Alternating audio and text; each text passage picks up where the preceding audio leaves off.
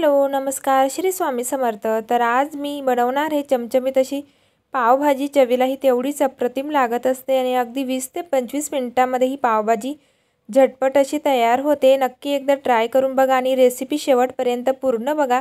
नक्कीच तुम्हाला आजची ही रेसिपी आवडणार आहे। चला तर मग आता रेसिपीला सुरुवात करूया। तर आता या ठिकाणी पावभाजी बनवण्यासाठी मी काही भाज्या घेतलेल्या आहे। शिमला मिरची घेतलेली, फ्लावर घेतलेली, बटाटा घेतला आहे, बीट घेतलेलं आहे आणि 1 वाटी मी फ्रेश मटार घेतलेला आहे।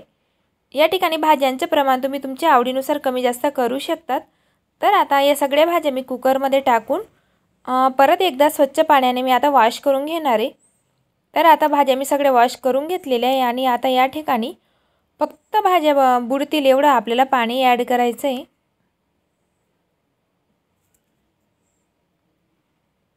आता या ठिकाणी मी आपल्या या भाज्या पटकन शिजण्यासाठी मी अर्धा टीस्पून एवढं मीठ ॲड करते आणि पाव चमचा एवढी हळद देखील घालून घेते। आता या ठिकाणी तुम्ही बघू शकता की मी फक्त भाज्या डीप होतील एवढंच पाणी ॲड केलेले, जास्तीचं पाणी ॲड करायचं नाही आहे आपल्याला। आता हे सगळं साहित्य मी मिक्स करून घेतलेलं आहे चांगलं। आता कुकरचं झाकण बंद करायचं आहे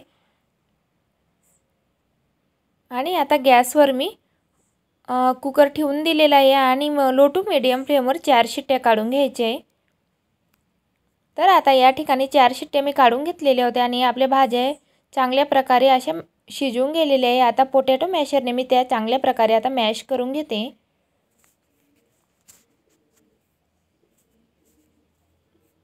तर आता भाज्या देखील मी चांगल्या प्रकारे मॅश करून घेतलेल्या आहे। या ठिकाणी तुम्ही बघू शकताय की भाज्या आपल्या परफेक्ट अशा मॅश झालेल्या आहेत। आता या ठिकाणी 2 ते 3 चमचे एवढं मी तेल घेते। आता तेल चांगलं गरम झाल्यानंतर यामध्ये मी अर्धा टीस्पून जिरे ॲड केलेलं आहे, अर्धा टीस्पून मोहरी घालायची आहे, पाव चमचा एवढं हिंग घातलेलं आहे मी।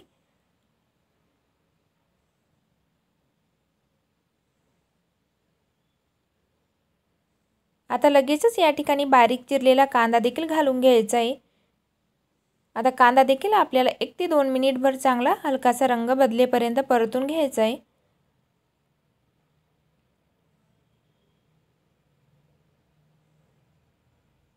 आता या ठिकाणी मी कढीपत्त्याची पाने देखील घालते। कढीपत्त्याची पाने पूर्णपणे ऑप्शनल आहेत, जर का तुम्हाला नसतील घालायचे तर तुम्ही स्किप देखील करू शकतात।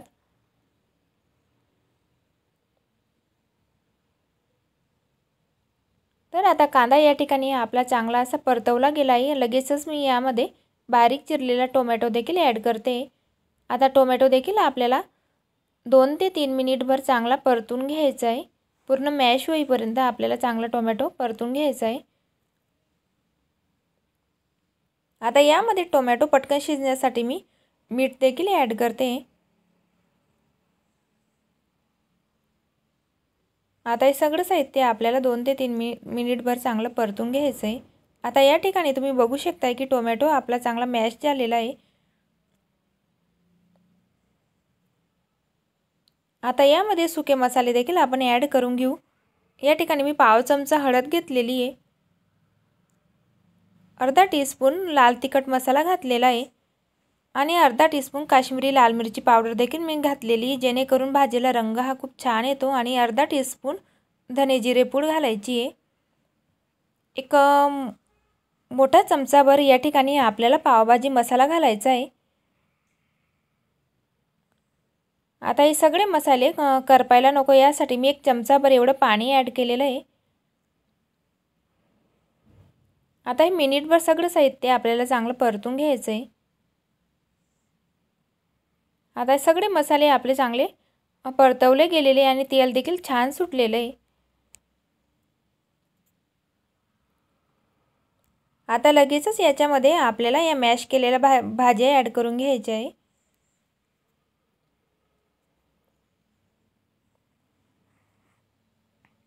या ठिकाणी मी थोडं पाणी देखील ॲड करते। पाण्याची क्वांटिटी तुम्हाला भाजीची कन्सिस्टन्सी कशी पाहिजे स्ट्रेक्चरनुसार तुम्ही पाणी कमी जास्त तुमच्या पद्धतीनुसार ॲड करू शकतात। तर या ठिकाणी मी वरून 1 कप पाणी देखील एक्स्ट्राचं ॲड केलेलं आहे, तर या ठिकाणी तुम्ही बघू शकता आहे की कारण मी भाजी अजून 5 मिनिटभर शिजवणार आहे, त्यामुळे परफेक्ट अशी कन्सिस्टन्सी या ठिकाणी होते। तर आता मी या ठिकाणी चवीनुसार मीठ देखील घालून घेतलेलं आहे।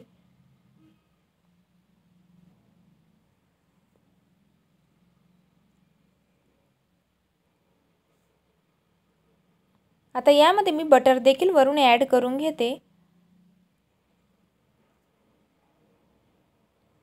आता बटर देखील आपल्याला चांगल्या पद्धतीने आता भाजीमध्ये मिक्स करून घ्यायचं आहे।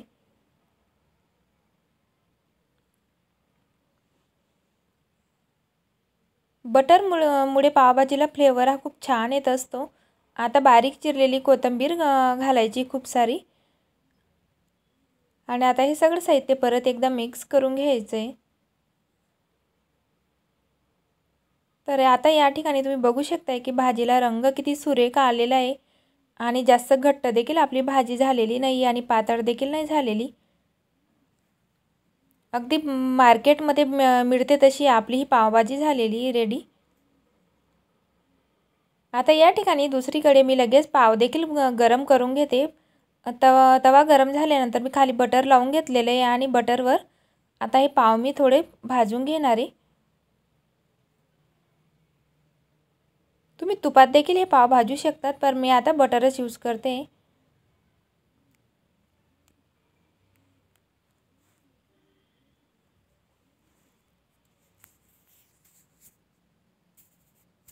तर आता या ठिकाणी पाव देखील आपले चांगले भाजले गेले आहेत। आता एक साईड भाजली गेलेली पावची, आता दुसऱ्या बाजूने चांगले आता भाजून घेऊ आपण।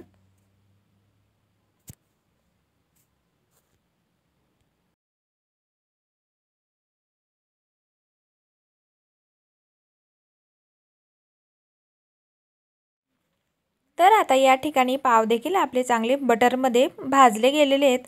अशा पद्धतीने मी सगळे पाव आता भाजून घेणार आहे, आणि या ठिकाणी आता दुसरीकडे मी पावभाजीची डिश देखील रेडी ठेवलेली आहे। तर या ठिकाणी तुम्ही बघू शकताय की भाजीला रंग किती सुरेख आलेला आहे, आणि अतिशय चविष्ट ही भाजी लागत असते। अगदी मार्केटसारखी ही भाजी बनते। नक्की एकदा ट्राय करून बघा, आणि वरून असं या ठिकाणी मी बटर देखील घालते। तर तुम्हाला ही आजची माझी पावभाजीची रेसिपी कशी वाटली नक्की मला कमेंट्समध्ये सांगा, आणि आवडली असेल तर लाईक करायला विसरू नका, आणि चॅनलला सबस्क्राईब देखील नक्की करा। चला तर मग भेटूया नवीन अशाच रेसिपीसोबत।